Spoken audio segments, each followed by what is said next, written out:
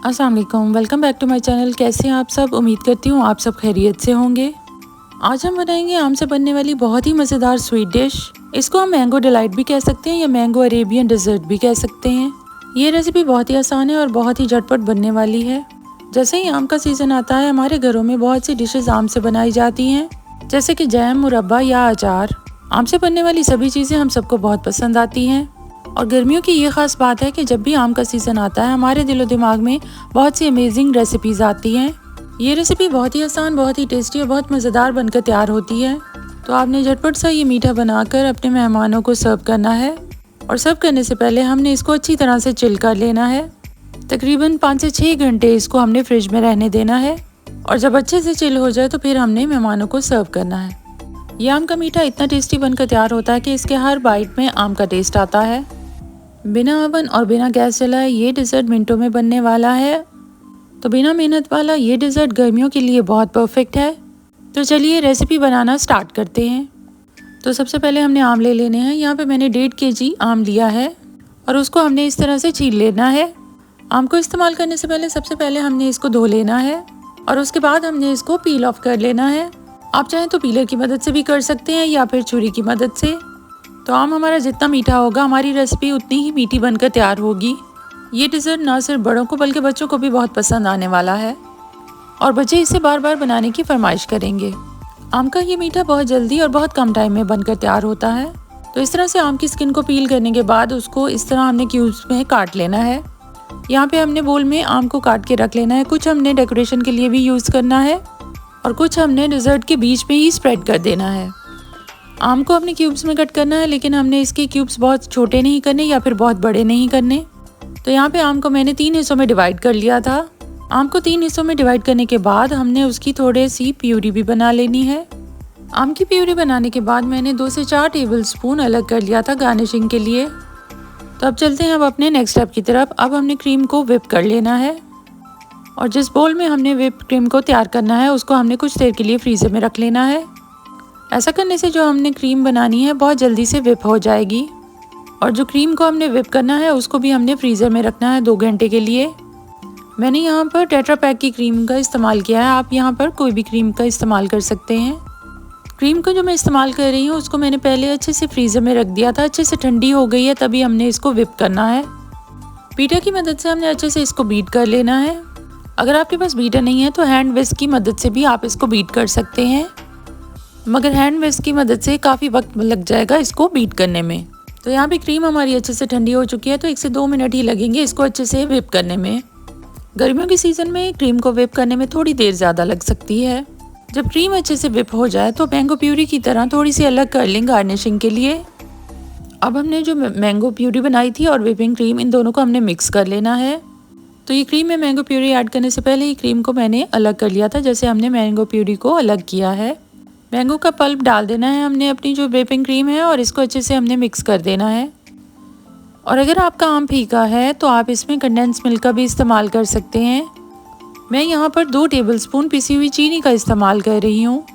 मैंने यहाँ पर आम को पहले ही चख कर देख लिया था तो वो काफ़ी मीठा था, इसलिए सिर्फ 2 टेबलस्पून चीनी का इस्तेमाल करना है। तो ये आप पे डिपेंड करता है, अगर आप चाहें तो कंडेंस मिल्क का भी इस्तेमाल कर सकते हैं। कंडेंस मिल्क ऐड करने से भी इस डेजर्ट का टेस्ट बहुत अच्छा आएगा। अगर आप क्रीम को और रिच बनाना चाहते हैं तो कंडेंस मिल्क का इस्तेमाल बहुत ज़रूरी है। अच्छे से इन दोनों चीज़ों को हमने मिक्स कर लेना है। मैंगो का पल्प भी है और क्रीम भी है।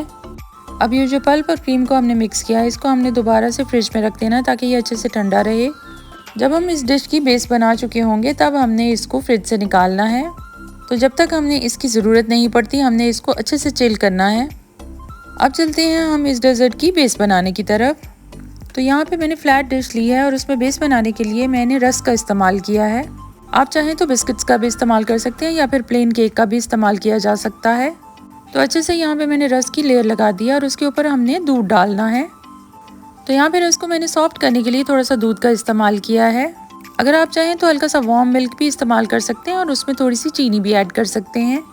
और अगर आप दूध नहीं इस्तेमाल करना चाहते तो शुगर सिरप का भी इस्तेमाल कर सकते हैं दूध की जगह पे, क्योंकि हमारी इस डिश में पहले ही मीठा ज़्यादा होगा आम की वजह से। तो मैंने यहाँ पर प्लेन दूध ही इस्तेमाल किया है। अगर हम शुगर सिरप इस्तेमाल करते तो बहुत मीठा हो जाता। तो यहाँ पे दूध का इस्तेमाल मैंने रस को सॉफ्ट करने के लिए किया है और रस पहले से ही मीठे हैं। अब जो आम मैंने क्यूब में कट करके रखा था उसकी हमने एक लेयर लगा देनी है। ये डिश आप 2 से 3 लेयर्स में भी बना सकते हैं। इस स्टेप पे मैंगो का इस्तेमाल आप अपनी मर्जी से कर सकते हैं, कम या ज़्यादा, क्योंकि मैंगो सीजन है और बच्चे और बड़े सब इसके फ़ैन होते हैं। तो हमें आम की लेयरिंग ज़्यादा करनी चाहिए। तो मैंने यहाँ पर दिल खोल के मैंगोज़ का इस्तेमाल किया है, अच्छे से उसकी लेयर लगाई है, क्योंकि बीच बीच में खाते टाइम जब मैंगो के चंक्स आएंगे मुंह में तो बहुत मज़ेदार लगेगा। अब जब हमने आम को अच्छे से स्प्रेड कर लिया, उसके ऊपर हमने वो जो क्रीम बना कर रखी थी वो इस पे स्प्रेड कर लेनी है। इस स्टेप पे अगर आप चाहें तो पाइपिंग बैग का भी इस्तेमाल कर सकते हैं अच्छे से इसको लेयर करने के लिए। क्रीम को जब हमने व्हिप किया था, जब प्यूरी डाली थी, तो हमने इसको फ्रिज में रखा था अच्छे से ठंडा होने के लिए। याद रहे ये डिश जब भी आपने सर्व करनी है ये अच्छे से चिल होनी चाहिए, तभी इस डिश का मज़ा आएगा। ये क्रीम जिसमें हमने मैंगो पल्प का इस्तेमाल किया था ये बहुत ही टेस्टी और बहुत मज़ेदार बना था। आप इसे एक बार बनाएंगे, घर वाले इसे बार बार बनाने की फरमाइश करेंगे। बच्चे हो या बड़े सभी इस डिश के फ़ैन होने वाले हैं। घर में दावत हो या कोई भी गेट टुगेदर हो, आप इस डिश को ज़रूर बनाइएगा। घर में अगर दावत हो तो आपने इस डिश को एक दिन पहले ही बना लेना है। एक दिन पहले इसलिए बनाना है क्योंकि ये अच्छे से चिल हो जाएगी। स्पैचुला की मदद से हमने इस क्रीम को अच्छे से फैला लेना है। क्रीम की बेस को हमने बिल्कुल इवन कर लेना है, बिल्कुल इवनली परफेक्टली हमने इसको स्प्रेड कर लेना है। जैसे कि पहले भी मैंने आपको कहा था, क्रीम को आप पाइपिंग की मदद से भी लगा सकते हैं। जितनी भी इस स्टेप पे आपको क्रीम चाहिए आप उतना इस्तेमाल कर सकते हैं।